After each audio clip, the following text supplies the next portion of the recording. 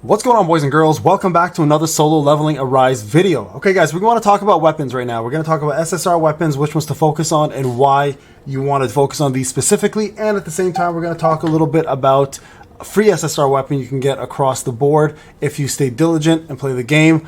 This is probably going to apply to global as well too, just so you guys are aware. And at the same time, it's one of the best weapons in the game as well too for Sung Jinwoo. So let's talk a little bit about SSRs. Okay, so first off, just so you guys are aware, every weapon in this game is absolutely viable, and I just want to make sure that everyone understands this. We'll do a full weapon tier list or a weapon showcase as well for you guys when it's time, but I want to just show you guys the difference between all the weapons. So let's go to the actual draw. You guys can see here, and then if you click on the select button here, the weapons that are all going to be for Jinwoo are going to be on here in this little section of the draw, okay?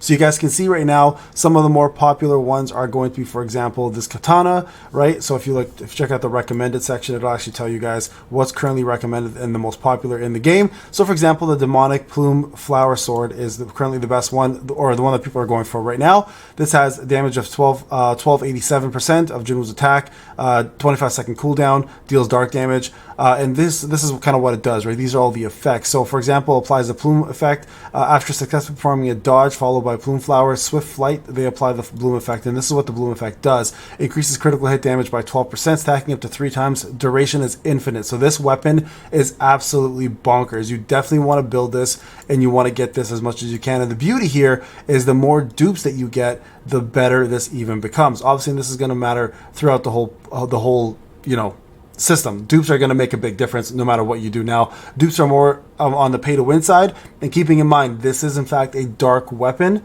so I'm going to talk about that free weapon and one of the best weapons in the game. It's also a dark weapon as well, right? But you guys can see here, getting the 1 star even boosts the next attack. So increase the user's landing a critical hit on the next attack by 32%, increases skill damage by 32%. So this weapon can do a massive amount of damage with 1 star very, very quickly. Also increasing dark damage by 10% is pretty big deal as well too. And then when the user dashes, amplified drawn lasts for 5 seconds. Additionally, increases critical hit damage by 32%. Now this is critical hit damage. Don't mistake this with critical hit, okay? Two very different things.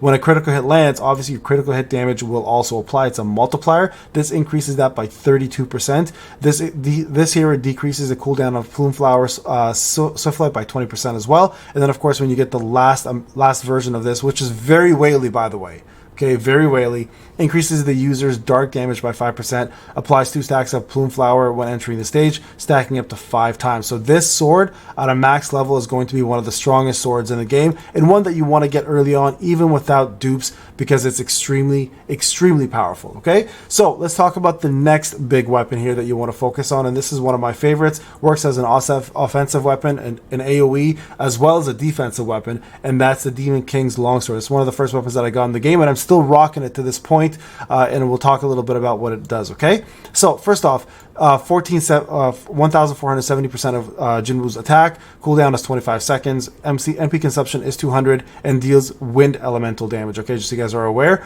And then here, when lightning is used, it applies a shield and the user performs a counter attack. So this is important. So when you see an enemy about to attack you, you want to definitely cast this, because that attack will be countered, and then you'll get a shield. You get a shield no matter what. That applies every single time. The move will perform, and then a stun and a storm of white flames effect are applied upon successful counterattack. And the shield, okay, the shield is equal to 10% of the user's max HP. So if you built him tanky, so if you built Jinwoo tanky, give him a lot of vitality, for example, this shield is insane. It's going to last for a very, very long time, okay? So keep that in mind. It's going to take a lot of hits. The duration is 3 seconds, but it will take a ton of damage before it goes away. So even without building a vitality one, I find it still lasts quite some time anyways, okay? So this is very, very useful, especially in survival and overall DPS. The stun is great because it obviously immobilizes the targets when they stand in the way, and you counterattack, they'll just be stunned. It's a great way to stop the opponent's attacks or anything strong coming in. And then Storm of White Flames. This one's important. Increases the user's attack by 8%. Creates a lightning that deals damage equal to 100% of the user's attack and the nearby enemy. This only works if you counter attack, okay? So that's why it's important to time this attack, but when you do, this AoE is actually fairly powerful and can take up like a wave of mobs for you just by standing in the same area as them, in the same vicinity. And this lasts for 10 seconds, so extremely powerful weapon. So this one here inflicts a stroke of lightning effect, the same target every 5 attacks, so this is great because the storm of lightning effect, or sorry, stroke of lightning effect here is a very powerful move. Deals damage equal to 50% of attack. Increases the wind damage by 10%. When using lightning, inflicts a storm of white flames regardless of counterattack or not. So for 3 dupes, counterattack is no longer required. This will do this AoE no matter what happens. So very, very strong there. Decreases the cooldown of lightning. This is the actual skill itself by 20%. So from 25 seconds to what? That's 22.5, I guess. Or maybe 23.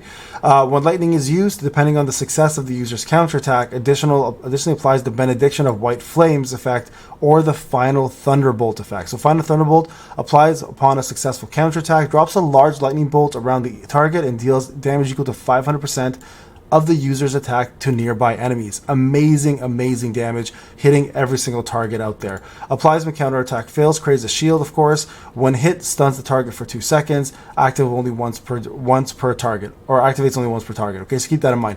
So that extra last 500% of damage is pretty intense, especially for AoE. So this is the second weapon I would go with. Now, the Vulcan's Rage is very similar to that weapon. It's just fire element, but it does provide you a shield and also gives you guys additional damage here. You guys can see, but I wouldn't necessarily target that. The next best weapon here, and believe it or not, it's going to be the Scythe here. The Scythe is extremely powerful, very fast targeting, and also does increases the skill damage by 100%. Now, this weapon specifically, I'm going to show you guys. There's actually ways to get it while you are playing the game, and this is very important. So this is why it's kind of nice to either go for it to get dupes a little easier, or you can go for another weapon. So when you go to challenge mode, guys, there are certain things when you hit certain criterias, you're going to actually be able to get this weapon for free. Okay, so if you guys can look here on chapter 7, I believe it starts.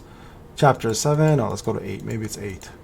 So chapter 8, let's see, right over, maybe 9. Okay, so it's chapter 9, right here. There you go. So the first time you clear up to chapter 9, these challenges are important, by the way. You should be clearing these. You guys can see I need one more encore. I'll be doing that shortly and moving on. But when you hit chapter 9, you're going to see here the return. You're going to get yourself a free copy of this. So either you're going to get a free dupe, right, which is going to now increase. So if the user's HP is below 70%, the Edge of Darkness effect is applied. Edge of Darkness increases the user's critical hit rate by 25%. And that's permanent, by the way, while you're below 70%. And then the second copy here increases dark damage by 10%. When your current HP is below 60%, you recover HP with each hit, so it's a lifesteal. Decreases the cooldown of Essence of Harvest, and then increases damage taken by 15%, but also increases your attack by 15. So this is actually ends up becoming the most powerful weapon in the game for Sung, right? Sung Jinwoo. So you guys can see here, as we go to 10, you're going to get another couple extra SRs, but when you hit to 12 right here, you're going to get the next copy as well. So that will give you minimum 2 dupes. So it's up to you guys whether you want to pull it, but those 3 are the strongest weapons currently to summon on. Now I'll show you guys what I currently possess, right? I have these 4 weapons fairly maxed out. I mean, almost not maxed out, but I mean, they're up there, right? And this has been my weapon of choice by far. That's been the Scythe. Now I'm waiting for the Plume sword as well too, and I'm also missing the light sword, or light weapon, which is if I go back to the draw here. Let's go back to the draw right here. So this one here, which I kind of didn't cover at all, but this is a light rifle. So it's a AoE.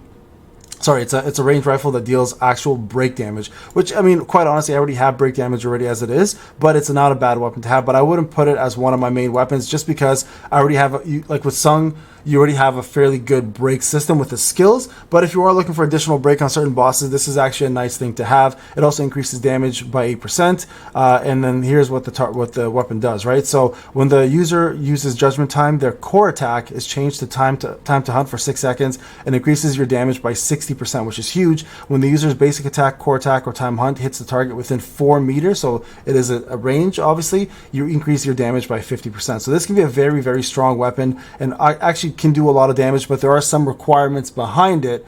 And of course, it's the only light weapon currently for him that's an SSR. Well, you have a couple different options here for dark, one option for fire, and the Grimoire's not bad. It's pretty decent. It has a nice freeze to it, which is good. The overall damage is kind of okay. It leaves little bubbles behind it. When the bubbles burst, it does damage to the opponent, and so it can do quite a bit of damage over time. But overall, the best 3 weapons are still going to be this one here, the Plum Flower Sword, the Demon King Sword, Longsword, and the Scythe. Okay, so there you guys have it. Those are the 3 best weapons in my opinion. If you guys have any suggestions or comments, let me know. I'll talk to you guys in the next one. Take care. Remember, I'll be going live very, very soon, guys. We'll be going live in the next, what are we at here? Next hour and a half. I'll see you guys then. Take care.